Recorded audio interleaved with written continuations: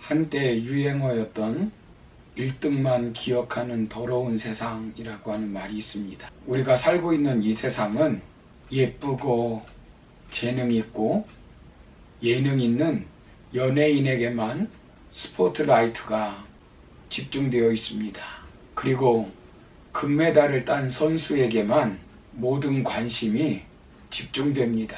올림픽에서 은메달을 딴 것도 동메달을 딴 것도 대단한 것인데 금메달을 못 땄다고 눈물을 흘립니다. 기업도 그 분야에서 최고만 알아주고 책도 베스트셀러만 알아줍니다. 심지어 교회마저도 최고의 교회만 찾고 있습니다. 결국 왜 그렇습니까?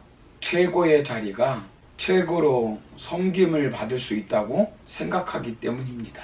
예수님은 세상을 변화시키려고 이 세상에 오셨습니다.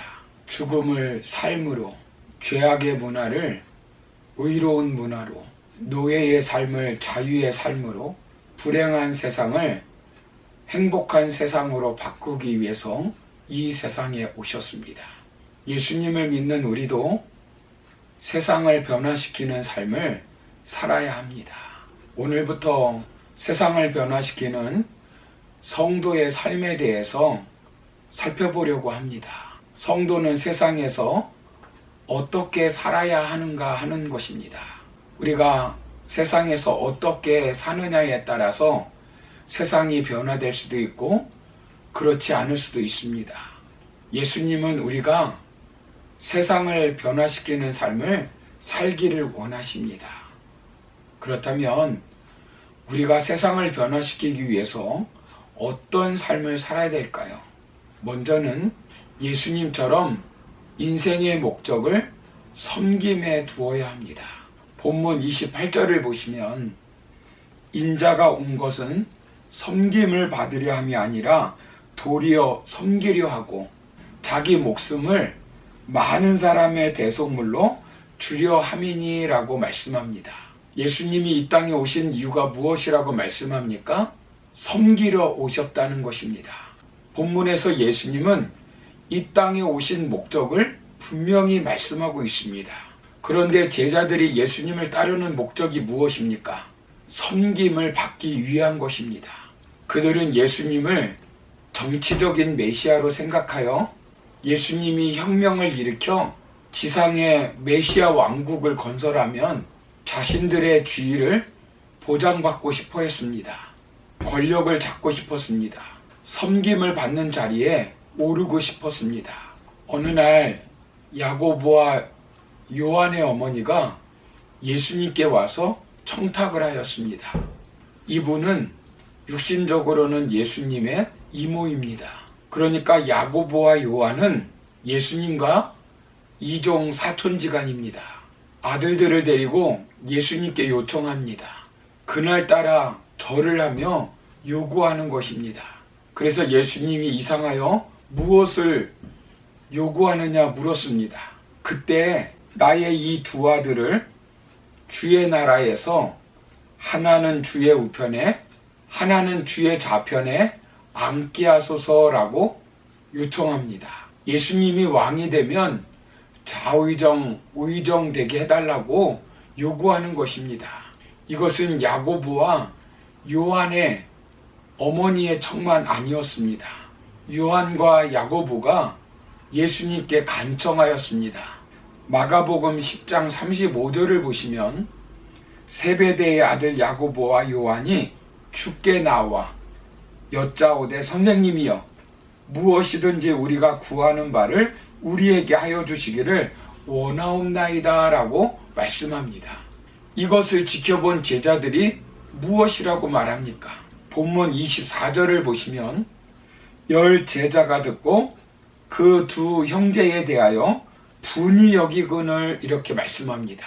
여기 보면 열 제자가 두 제자의 말을 듣고 분이 여겼다는 것입니다. 10명의 제자들도 똑같은 그런 마음을 가지고 있었다는 것입니다. 예수님을 따라다니는 목적이 좌의정, 우의정 하는 권력을 잡기 위함이라는 것입니다. 오늘날 결혼하는 목적, 직장을 다니는 목적, 사업을 하는 목적, 공부 열심히 하는 목적이 무엇이냐는 질문입니다. 예수님은 무엇이라고 말씀하셨습니까? 결론적으로 말씀드리면 조금 전에 말씀드린 대로 28절에서 인자가 온 것은 섬김을 받으러 온 것이 아니라 도리어 섬기려 오셨다고 말씀하고 있습니다. 제자들에게 어떻게 하라는 것입니까? 본문 27절을 보시면 너희 중에 누구든지 으뜸이 되고자 하는 자는 너희의 종이 되어야 하리라 라고 말씀합니다. 너희가 섬김을 받기를 원한다면 섬기는 종이 되어야 한다는 것입니다. 예수님은 얼마든지 섬김을 받을 수 있는 분이십니다. 예수님은 이 땅에 인간의 몸을 입고 오신 분명한 목적이 있었습니다. 말구에 탄생하신 분명한 목적은 섬기러 오셨다는 것입니다. 죄인들을 위해 자신의 몸을 대속물로 주기까지 섬기시기 위해 이 땅에 오신 것입니다. 이처럼 우리도 예수님처럼 섬김의 삶을 살아야 한다는 것입니다. 섬김의 비전, 섬김의 목적을 가지고 교회를 섬기고 사람들을 섬기고 가정을 섬기고 세상을 섬기는 삶을 살아야 한다는 것입니다. 그러나 세상은 우리를 계속 유혹합니다. 위대한 사람이 되라고 합니다. 최고가 되라고 말합니다. 섬김받는 사람이 되라고 말합니다. 한 번 사는 세상인데 멋지게 돈과 권력을 가지고 섬김받으며 살라고 말합니다. 다른 사람에게 지배당하는 것보다 지배하는 삶을 살라고 말합니다. 이것은 그리스도의 왕됨을 인정하지 않는 세상 나라의 특징입니다. 그래서 우리도 세상 원리를 가지고 교회 생활하는 경우가 있습니다. 누구나 섬기는 것보다 섬김 받는 것을 좋아합니다. 최고가 되기를 원하고 최고를 좋아합니다. 자신을 대접하지 않으면 얼마나 불쾌하게 생각합니까? 교회의 직분을 서열로 생각하는 사람들이 있습니다. 장로가 되고 권사가 되면 섬김을 받으려고 합니다. 그러나 하나님의 나라는 섬김의 원리가 지배하는 나라입니다. 좋은 세상, 행복한 세상은 섬김의 원리가 지배하는 세상입니다. 여러분, 세상이 왜 이렇게 힘들고 살기가 복잡합니까? 예수님께서 말씀하신 섬김의 원리가 지배하지 못하기 때문입니다.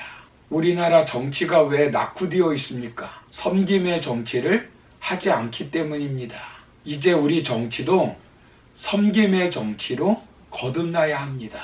다른 사람을 이용의 대상으로 삼지 말고 다른 사람을 섬기기 위해 일을 하는 사람들로 변화되어야 합니다. 나에게 준 건강, 나에게 준 지식, 나에게 준 미모, 나에게 준 경제, 나에게 준 달란트를 가지고 하나님과 이웃을 멋지게 섬기겠다고 하는 비전을 가져야 합니다. 어려움과 고통을 당하는 이웃들을 섬기겠다고 하는 비전, 가장 가까이 있는 사람들을 섬기겠다고 하는 비전을 가져야 합니다. 이것은 창조 질서의 원리입니다. 최초의 인간인 아담은 홀로 살았습니다. 그런데 하나님께서 하와를 만들어 주셨습니다.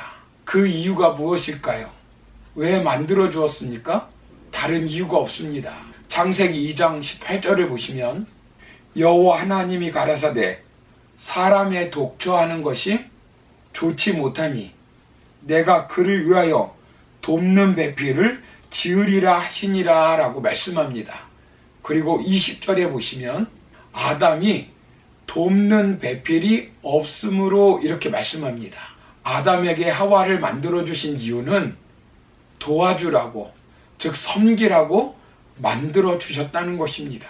옆에 있는 분 섬기라고 만나게 해주신 것입니다. 가족들 섬기라고 주신 것입니다. 교회 직분 왜 주었습니까? 계급으로 주었습니까? 아닙니다. 에베소서 4장 12절을 보시면 이는 성도를 온전케 하며 봉사의 일을 하게 하며 그리스도의 몸을 세우려 하심이라 라고 말씀합니다. 교회 직분은 섬기라고 주신 것입니다. 사랑하는 성도 여러분, 섬김의 비전을 갖고 살기를 바랍니다. 섬김을 품으면 섬길 수 있는 대상이 생기고 섬길 만한 능력을 줄 줄로 믿습니다.